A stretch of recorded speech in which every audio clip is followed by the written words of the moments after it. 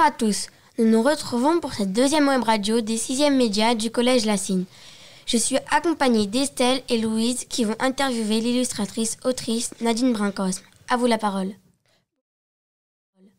Bonjour à tous, je m'appelle Estelle et avec Louise, nous avons eu le plaisir de rencontrer Nadine Brincosme, une autrice en résidence à Vence. Nous allons lui poser quelques questions. Bonjour Nadine Brincosme. Bonjour. Qu'est-ce qui vous a donné envie de devenir autrice ? J'aimais beaucoup écrire quand j'avais votre âge, mais j'écrivais plutôt comme un journal intime, ce qui me passait par la tête ou ce que je vivais, ou des petites poésies. Et puis j'ai continué à écrire et dans mon idée, dans ma famille aussi, être écrivain, c'était pas une idée de métier.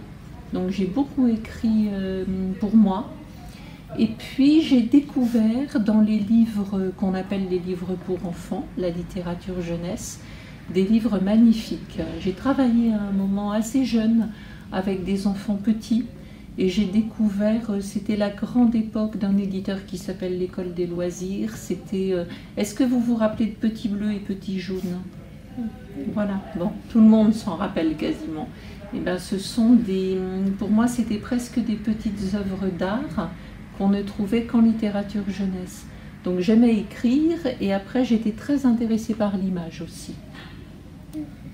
Qu'est-ce qui vous a donné envie de venir en résidence d'artiste à Vence et qu'avez-vous décidé d'y faire ?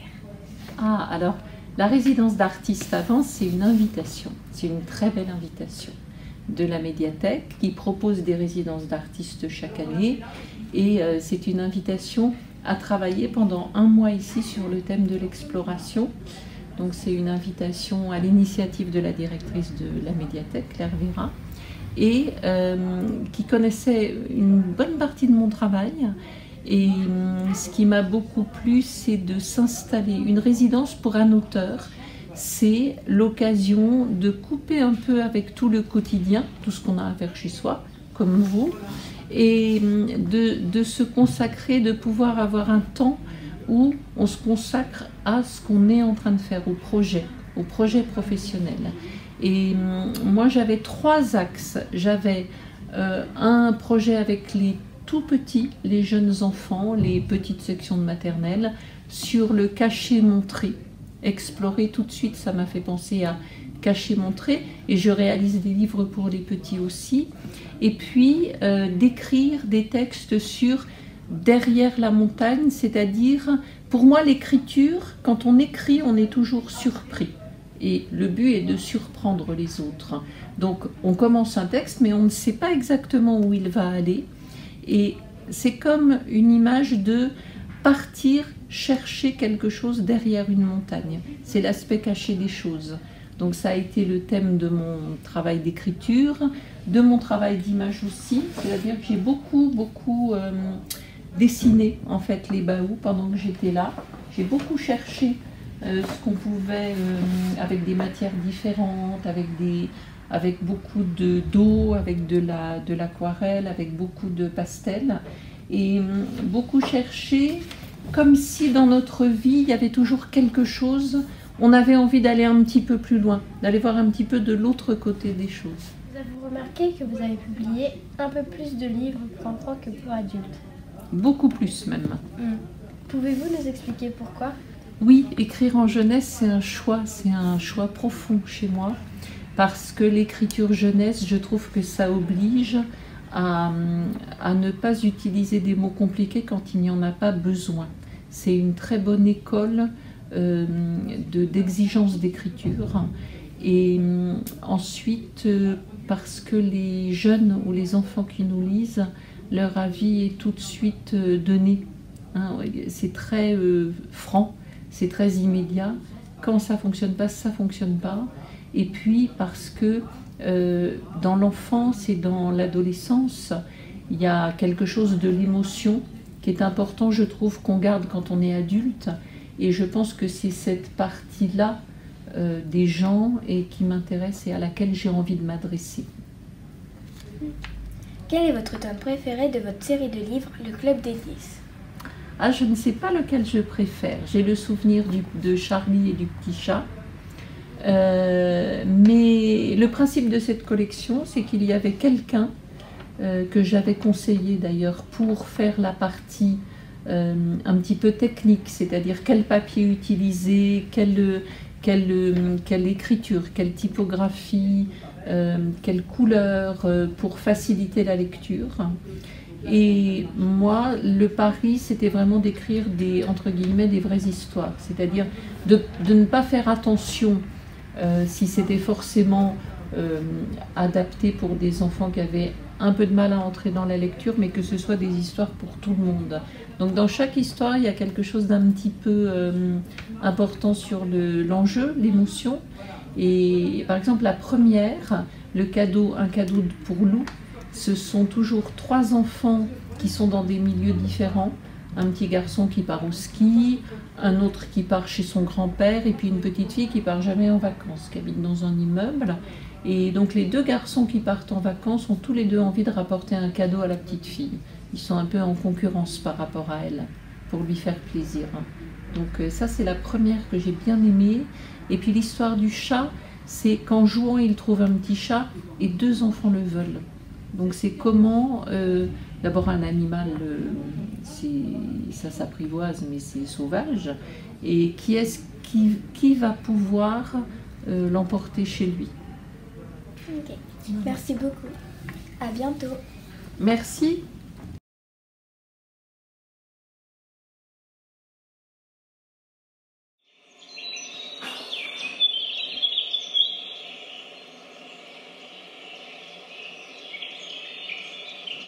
Un beau jour, on vit un oiseau rouge et on décida de le suivre. Il nous emmena vers une montagne et s'envola. Ritej guida le groupe. Il était composé de Margot, Maë, Yosra, Emma et Ritej. Soudain, on entendit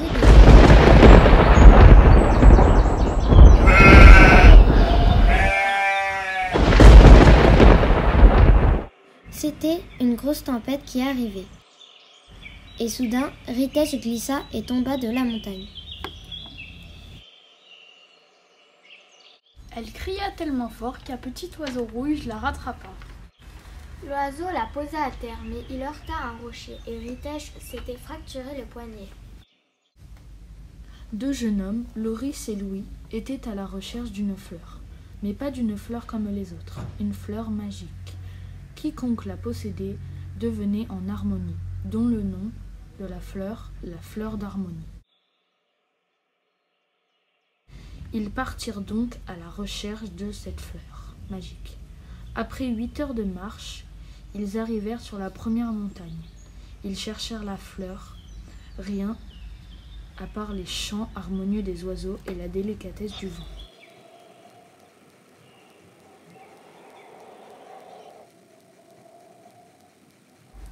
« 10 heures après, ils arrivèrent sur la deuxième montagne. Rien. À ce moment, ils sourièrent et repartirent à la recherche de la fleur magique. 20 heures après, ils arrivèrent sur la troisième montagne, tellement haute qu'ils arrivaient à toucher les nuages. Quand tout à coup, ils sentirent l'odeur de la fleur.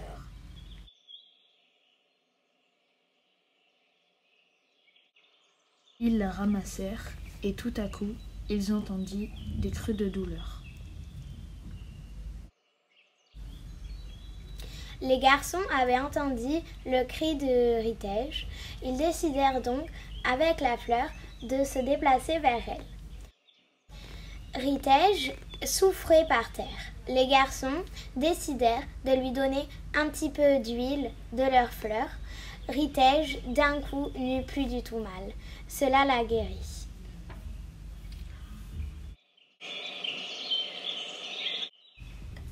Le petit oiseau rouge se posa sur le poignet de Ritej. Ils devinrent amis et retournèrent tous ensemble au village.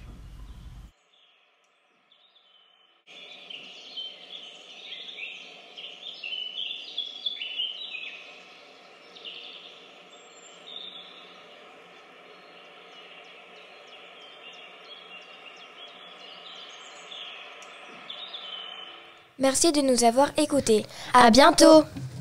Merci beaucoup pour cette interview passionnante. Maintenant, continuons avec Madison et Adrien qui vont nous parler de l'artiste Claes Oldenburg. Bonjour, nous allons vous présenter l'artiste Claes Oldenburg. Il est né le 28 janvier 1929 à Stockholm, en Suède. Il est mort le 18 juillet 2022 à New York, aux États-Unis. Il est notamment connu pour ses sculptures monumentales. Son objectif est de nous impressionner, nous faire réfléchir, mais aussi de nous faire sourire. Claes Oldenburg fait des répliques d'objets du quotidien. Il a notamment fait partie du mouvement Pop Art. Dans les années 1950, il crée une série d'objets en carton et papier mâché qui s'inspirent dans l'environnement urbain et s'inscrivent dans le mouvement dit de l'art éphémère. Oldenburg réalise aussi de nombreuses sculptures exposées en plein air. Une des plus connues est la Spoon Bridge and Cherry Sculpture. En 1962, il réalise Flour Burger, une sculpture remplie de toile, de mousse, de caoutchouc et de boîtes de carton. Elle représente un hamburger géant. On distingue parfaitement le pain, le steak et le cornichon. La nourriture est un des thèmes que l'on retrouve dans ses œuvres. Ce burger géant peut être vu comme une critique de la société de consommation américaine des années 50. Merci de nous avoir donné autant d'informations sur cet artiste et ses œuvres. Accueillons ensuite Edine et Thierry qui, eux, vont nous expliquer comment l'être humain agit sur les écosystèmes. Bonjour, Thierry et moi allons vous expliquer comment l'être humain peut agir sur les écosystèmes. Lorsqu'un élément d'un écosystème est introduit ou supprimé, une espèce par exemple, l'équilibre de cet écosystème est menacé. L'humain peut avoir un impact sur les êtres vivants d'une rivière, par exemple. En effet, lorsque l'être humain rejette des phosphates provenant des lessives, ça réduit le nombre de poissons. Mais heureusement, l'homme contribue aussi au développement durable en instaurant le recyclage des déchets ou encore en favorisant la biodiversité. Par exemple, dans notre collège, nous avons planté dans les jardinières de la cour de la menthe, des haricots ou encore des petits pois. Tout ceci durant nos cours de SVT. Depuis cette année, les élèves volontaires peuvent également participer à des ateliers jardinage. Tout cela favorise la biodiversité dans notre collège. En résumé, il s'agit d'adopter des comportements plus écologiques et plus solidaires au quotidien pour préserver notre écosystème. Merci de nous avoir écoutés. Merci Edine et Thierry pour cette rubrique très intéressante. Alors, pour cette dernière rubrique, voici Ilan qui va nous faire une critique littéraire du livre L'Enfant Océan. Bonjour, je m'appelle Ilan et je vais vous présenter le livre L'Enfant Océan de Jean-Claude Mourleva aux éditions Poguet Junior. Ce roman raconte l'histoire d'un jeune garçon qui se prénomme Yann et qui a 6 frères. Yann et ses frères fuguent de leur maison. En effet, leurs parents sont mauvais. Leur mère ne les aime pas et leur père les maltraite. Les enfants vivent dans des conditions difficiles et sans soins. Yann décide alors de partir avec ses frères car il pensait que leur père voulait leur faire du mal. Commence alors un long voyage plein de dangers. Et toi, Ilan, est-ce que tu as aimé ce livre ? Oui, j'ai beaucoup apprécié. Tout d'abord, il y a beaucoup de tensions dramatiques à cause des dangers qu'affrontent les 7 frères. Ça donne vraiment envie de continuer la lecture. Car on se pose plein de questions, comme qui les 7 frères vont-ils rencontrer ? Comment vont-ils surmonter toutes leurs épreuves ? Est-ce que leurs parents sont si méchants ? J'ai aussi beaucoup aimé les personnages, surtout les frères qui sont très soudés. Mon personnage préféré est Yann, le plus jeune frère, car il est très intelligent. Il fait d'ailleurs penser à un célèbre héros de conte.